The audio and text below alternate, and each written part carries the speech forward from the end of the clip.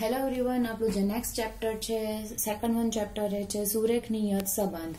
તો આની અંદર આપણને જો પહેલું ચેપ્ટર તમને આવડતું છે સુરેખ સહસંબંધનું, તો આ ચેપ્ટર તમને સમજવામાં સરળતા રહેશે, કારણ કે સૂત્ર વાઇઝ જોઈએ તો આ ચેપ્ટર જો એ ચેપ્ટર આવડશે તો તમને આ ચેપ્ટર સરળતાથી આવડી શકશે. આ ચેપ્ટરના મિનિંગમાં સૌથી પહેલા જોઈએ કે નિયત સંબંધનો મિનિંગ શું છે.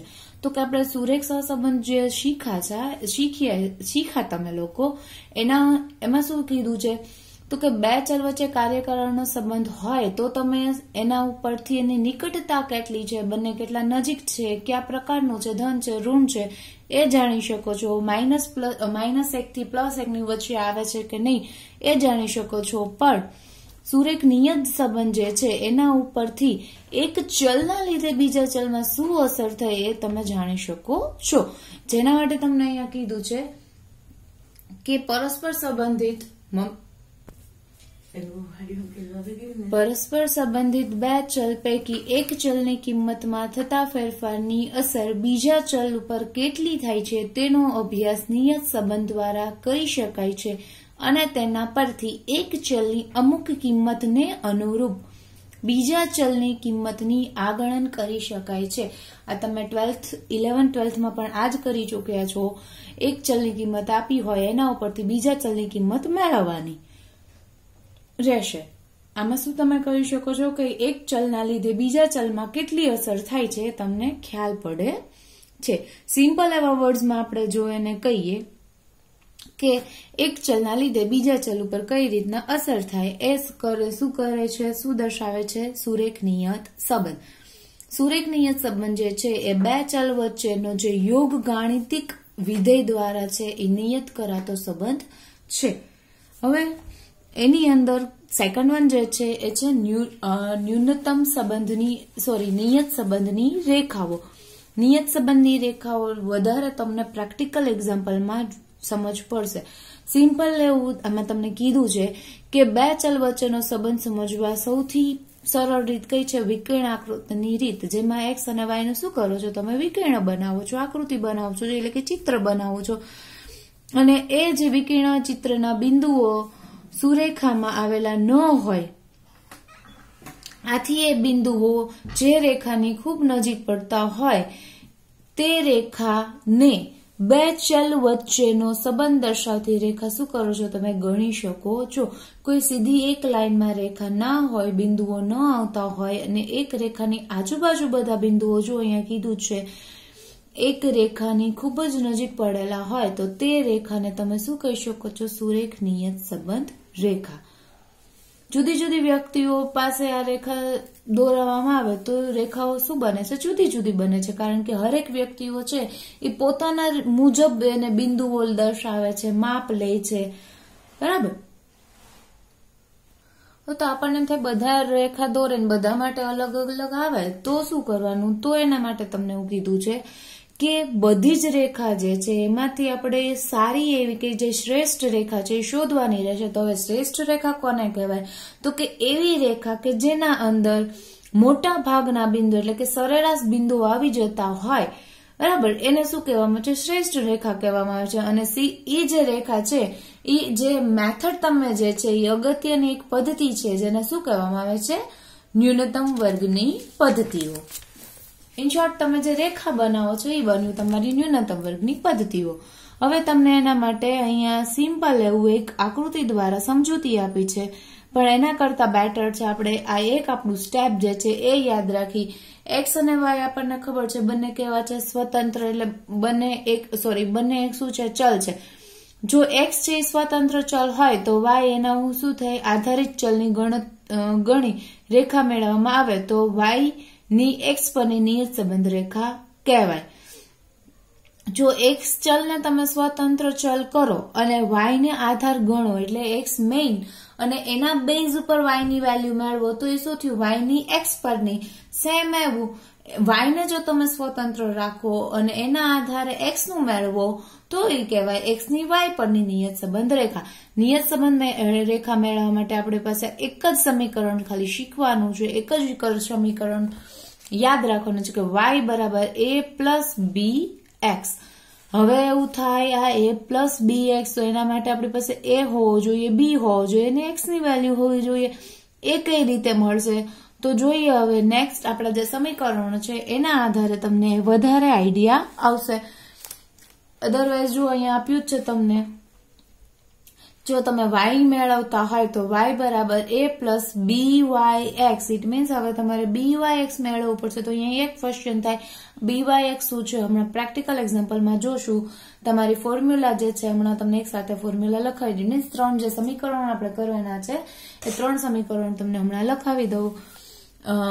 નેક્સ્ટ ટોપિક ઉપર આપણે ચર્ચા કરીએ. નેક્સ્ટ વન આપણને આમાં કીધું છે નિયત સંબંધ રેખાના સમીકરણો, જેમાં છે y ની x પરની નિયત સંબંધ રેખા અને x ની y પરની. જો y ની x પરની નિયત સંબંધ હોય તો સૂત્ર આપણું આ રહેશે y બરાબર a plus byx into x, અને x ની હોય તો x બરાબર a plus bxy into y.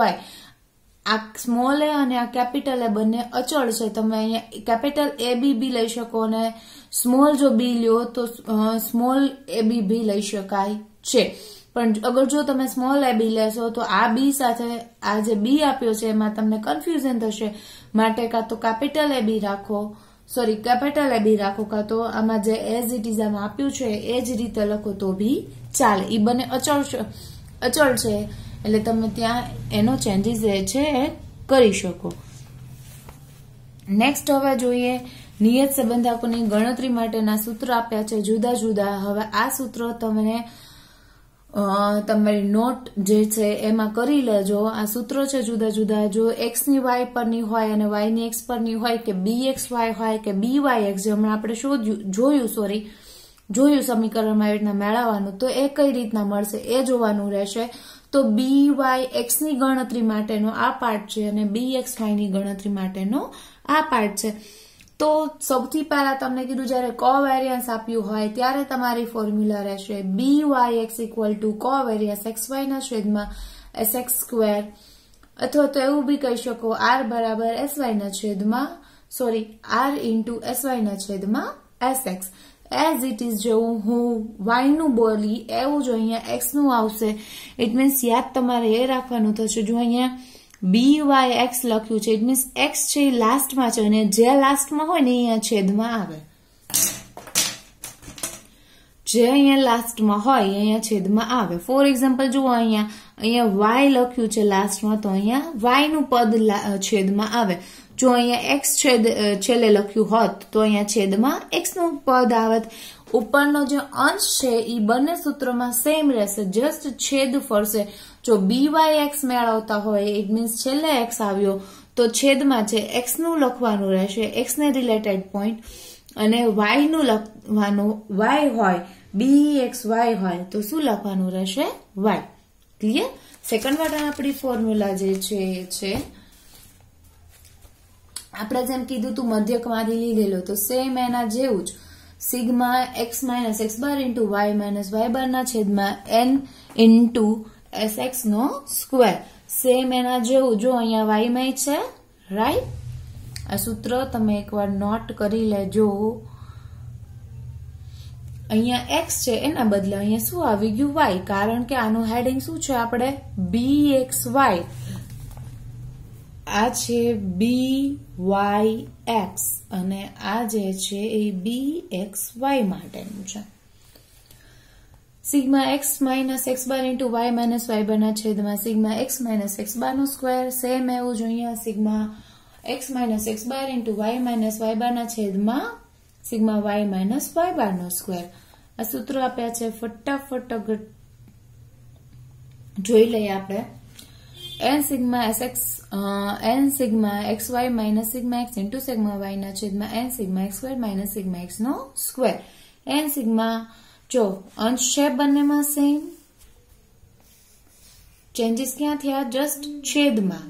byx મેળવો છો ત્યારે છેદમાં y આવે, byx મેળવો છો ત્યારે છેદમાં x આવે. ક્લિયર? તો આ સૂત્ર છે, લખી લો. આ પ્રોસેસ જે આ બધા ફોર્મ્યુલા છે એ bxy અને byx મેળવવા માટેનું છે. લાસ્ટમાં આપણે આ સમીકરણ મેળવવાનું રહેશે. એ બરાબર Y bar minus B Y x into x bar. અહીંયા કેપિટલ એ અને સ્મોલ એ ના વેલ્યુ આ રીતના મળશે આપણને, બરાબર. અને આને શું કરવાનું રહેશે, હવે જે આપણું થર્ડ વન સ્ટેપ છે, ઇટ મીન્સ ટોટલ આ એક્ઝામ્પલ 3 પાર્ટમાં ડિવાઈડ કરેલો રહેશે. ઇટ મીન્સ સૌથી પહેલા કામ તમારું રહેશે બી એક્સ વાય કે બી વાય એક્સ મેળવવું, ત્યારબાદ કેપિટલ એ કે સ્મોલ એ મેળવવાનું, અને ત્યારબાદ રહેશે એક્સ ની વેલ્યુ આપી હોય તો એના આધારે વાય ની વેલ્યુ મેળવવાની, અને જો વાય ની વેલ્યુ આપી હોય તો એના આધારે શું કરવાની, એક્સ ની વેલ્યુ મેળવવાની રહેશે. આપણો આ ચેપ્ટરનું પહેલું એક્ઝામ્પલ આપ્યું છે, એમાં તમને એવું કીધું છે નીચેની માહિતી પરથી 2 નિયત સંબંધ રેખાના સમીકરણો મેળવો. જસ્ટ આપણે સમીકરણ જ મેળવવાનું છે, એક્સ ની વાય ની કે વાય ની એક્સ પરની નિયત સંબંધ રેખા, એટલે કે જે અનુમાનિત વેલ્યુ આપણે મેળવીએ છીએ એ મેળવવાની નથી. જેના માટે તમને છે જ્યારે લાસ્ટમાં એવું કીધું છે કે x બરાબર 1 હોય ત્યારે y ની અને y બરાબર 4 હોય ત્યારે x ની અનુમાનિત કિંમત મેળવો. ઇટ મીન્સ ફરજિયાત આપણે જે સમીકરણ મેળવીએ છીએ સમીકરણ તો મેળવવાનું જ રહેશે, પણ સાથે સાથે x ની y અને y ની x પરની અનુમાનિત કિંમત પણ મેળવવાની રહેશે. જેના માટે તમને રકમ આપી છે x અને y. x આપ્યા છે તમને 3, 2, -1, 6, 4, -2, 5 અને 7. એની સામે y આપ્યું છે 5, 13, 12, -1, 2, 20, 0 અને -3. જેમ ઓલા એક્ઝામ્પલમાં કરીએ છીએ એવી જ રીતના કરવાનું છે. શું તો કે ઈ એક્ઝામ્પલમાં આપણે શું કરતા હતા, તો કે ઈ એક્ઝામ્પલમાં આપણે સૌથી પહેલા x બાર અને y બાર મેળવતા, તો x બાર મેળવો તો x બાર આમાં કઈ નવો નથી, માઇનસ નિશાન આપી છે. ઇટ મીન્સ આ જે ટોટલ થશે એમાંથી આ -3 શું કરી દેવાના, બાદ કરી દેવાના. તો સિગ્મા x મેળવો, સિગ્મા x કેટલો આવ્યો 24, તો x બાર કેટલા થશે 24, 1, 2, 3, 4, 5, 6, 7, 8, 24 ડિવિઝનમાં 8 કરવાથી શું મળશે તમને, x બાર મળશે જે આવે છે 3. સેમ એવું y બાર માટે કરવાનું, તો કે y બાર 5 + 13 + 12 + 2 + 20, એમાંથી શું કરવાનું થશે 4 ને માઇનસ, આ -1 અને -3 એટલે 4 ને માઇનસ કરો, તો સિગ્મા y કેટલો આવશે 48, 48 ડિવિઝનમાં 8, ઇટ મીન્સ આવ્યા 6. x બાર અને y બાર સૌથી પહેલા આપણું ગોતવાનો રહેશે. x બાર અને y બાર મેળવ્યા પછી હવે શું કરવાનું, તો કે આપણે જોવાનું કે હા મધ્ય પૂર્ણાંકમાં આવ્યો, તો જે સૌથી આપણું પહેલું સૂત્ર હતું એ જ યુઝ કરવાશું. તો જેમ એમાં કરતા હતા એમ જ x - x બાર ગોતો, y - y બાર ગોતો. તો સૌથી પહેલા શું કરવાનું રહેશે, x - x bar, it means 3 minus આપણા x બાર કેટલા આવ્યા 3, તો 3 માંથી 3 જાય તો 0, 2 માંથી 3 જાય તો -1, -1 માંથી -3 જાય માઇનસ માઇનસ પ્લસ થઈ જાય તો -4, પણ સાઇન મોટાની રહેશે, પણ સાઇન માઇનસની સાઇન તમારા માઇનસની રહેશે. નેક્સ્ટ 6 માંથી 3 જાય એટલે +3, 4 માંથી 3 જાય એટલે 1, -2 માંથી 3 જાય એટલે માઇનસ માઇનસ પ્લસ, પણ 5 કેવા રહેશે માઇનસ રહેશે, 2 અને 4. સેમ એવું y અને y બાર માટે કરીએ, તો કે y બાર આપણી પાસે છે 6, x બાર આપણી પાસે હતા 3, 5 માંથી 6 જાય તો -1, 13 માંથી 6 જાય તો 7. આવી જ રીતે હું બધામાં લખી નાખું છું.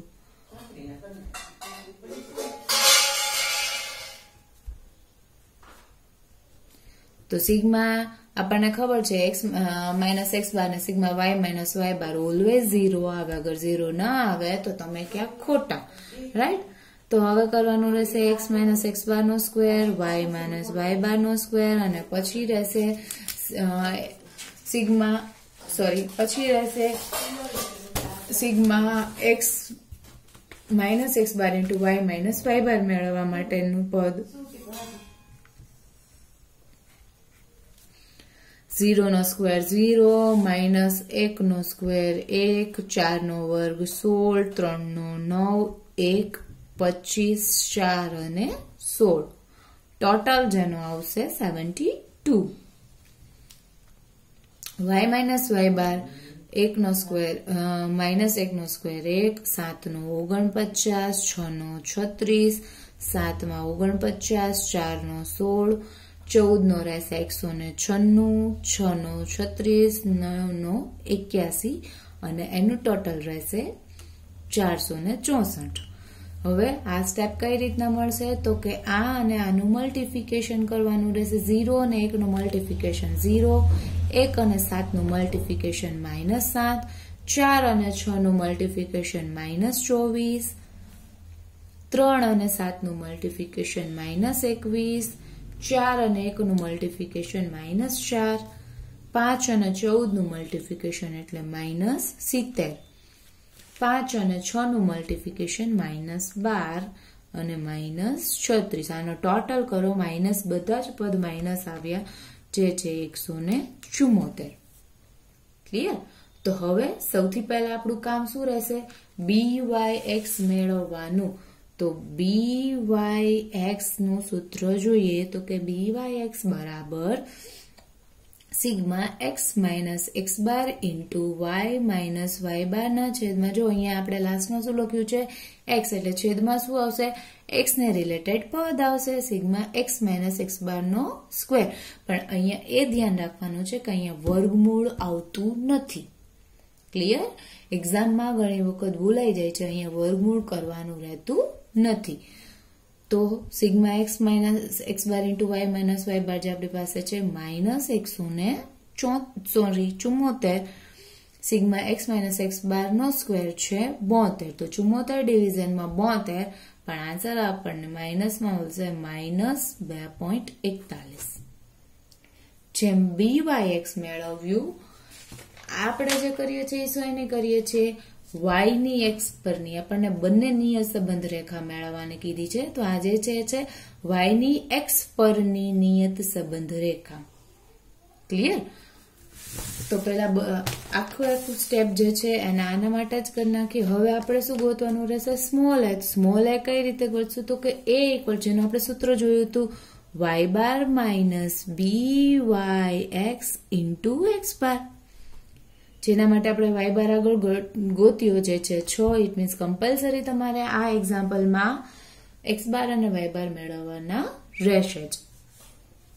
6 પછી byx કેટલું આવ્યું? માઇનસમાં આન્સર આવ્યું, તો એનું ખુદનું -2.41 અને x બાર તમારી પાસે છે 3.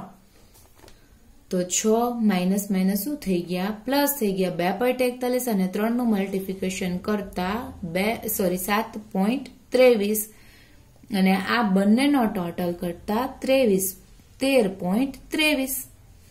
તો હવે આપણી પાસે અગર આપણે y જે છે, આપણું y ની વેલ્યુ જે છે એ કરીએ તો શું આન્સર આવે એ જોશું લાસ્ટમાં. આપણી ફોર્મ્યુલા છે y બરાબર a plus byx into x. તો હવે એ આપણી પાસે કેટલા મળ્યા? 13.23 પ્લસ bxy, પણ જો અહીંયા પ્લસ છે અને bxy કેવા છે? માઇનસ. તો પ્લસ માઇનસ કેવા થાય? માઇનસ. તો હું પહેલાથી જ માઇનસ ની સાઇન હવે અહીંયા કરી નાખું. તમે લાસ્ટ પછીના સ્ટેપમાં કરો તો બી ચાલે. અને કરી નાખું છું -2.41 અને x ની વેલ્યુ આપણી પાસે છે હજી અવેલેબલ. તો કે આપણને સ્ટાર્ટિંગમાં એને એવું કીધું હતું કે x છે 1 હોય ત્યારે y ની વેલ્યુ મેળવો. તો x ના બદલે કેટલા મૂકી દેવાના? 1 મૂકી દેવાનું. 13.23 માઇનસ 2.41, તો આન્સર આવ્યો 10.82. આ તમે જ્યારે x ની વેલ્યુ આપી હોય ત્યારે એના આધારે y ની વેલ્યુ મેળવવી. રાઈટ? હવે સેકન્ડ વન જે આપણું જે છે આ શું હતું? y ની x પરની. હવે શું ગોતવાની છે? x ની y પરની નિયત સંબંધ રેખા.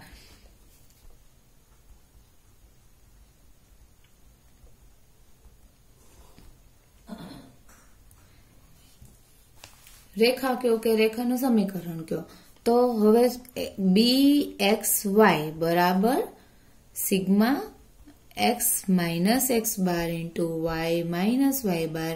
અહીંયા છેલ્લે y આવ્યું માટે y માઇનસ y બાર નો સ્ક્વેર, પણ કેવું? સિગ્મા. તો જે આપણી પાસે છે -174 અને y માઇનસ y બાર છે 464. તો આન્સર આવ્યો 0.38. હવે બી એટલે કે કેપિટલ એ મેળવીએ. કેપિટલ એ બરાબર x bar minus bxy into y બાર. x બાર આવ્યો 3.38. x બાર આપણી પાસે છે 3, bxy છે 0.38 અને y બાર છે આપણી પાસે 6. તો હવે આનું સમીકરણનું સાદું રૂપ આપીએ. આ ઓલરેડી bxy છે એ માઇનસ છે અને અહીંયા જે આપણું સૂત્ર છે એમાં માઇનસ છે, તો માઇનસ માઇનસ પ્લસ થઈ જાય. તો 3 પ્લસ 2.28 તો 5.28. આ આપણી એની વેલ્યુ આવી. હવે શું કરવાનું રહેશે તો કે x મેળવવાનો y ઉપરથી. તો કે x બરાબર capital A plus bxy into y. Capital A આપણને મળ્યો 5.28 પ્લસ bxy માઇનસ 0.38 અને y ની વેલ્યુ તમને એવું કીધું હતું y જે છે એ 4 હોય ત્યારે, એટલે y ની બદલે કેટલા લખવાના 4. 5.28 પ્લસ માઇનસ શું થશે માઇનસ થશે. તો 0.38 મલ્ટીપ્લિકેશનમાં 4 1.52 તો 3.76. આ મળી x ની વેલ્યુ. તો અહીંયા આ એક્ઝામ્પલ પૂરો.